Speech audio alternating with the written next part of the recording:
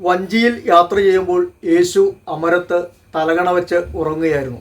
വിശുദ്ധ മാർക്കോസിന്റെ സുവിശേഷം 4-ാം അധ്യായം 35 തിരുവചനങ്ങൾ.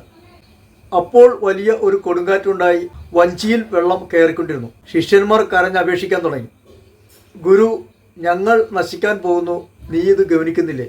യേശു ഉണർന്നു കാറ്റിനെ ശാസിച്ചുകൊണ്ട് കടലിനോട് പറഞ്ഞു, അടങ്ങുക, ശാന്തമാകുക. കാറ്റ് ശമിച്ചു, പ്രശാന്തതയുണ്ടായി. കർത്താവ് ചോദിക്കുന്ന ഒരു വചനമുണ്ട്, നിങ്ങൾ എന്തിന് ഭയപ്പെടുന്നു? നിങ്ങൾക്ക് വിശ്വാസമില്ലേ? സർവശക്തനായ ദൈവമാണ് ഞാൻ. എനിക്ക് അസാധ്യമായിട്ട് എന്തെങ്കിലും ഉണ്ടോ?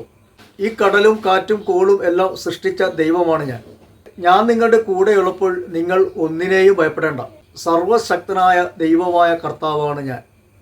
യേശുവിൽ പൂർണ്ണമായും ആശ്രയിക്കാം, വിശ്വസിക്കാം, ദൈവത്തിൽ ആശ്രയിക്കാം, ദൈവത്തിൽ വിശ്വാസമർപ്പിക്കാം, ദൈവത്തിൽ പൂർണ്ണമായും ശരണപ്പെടാം.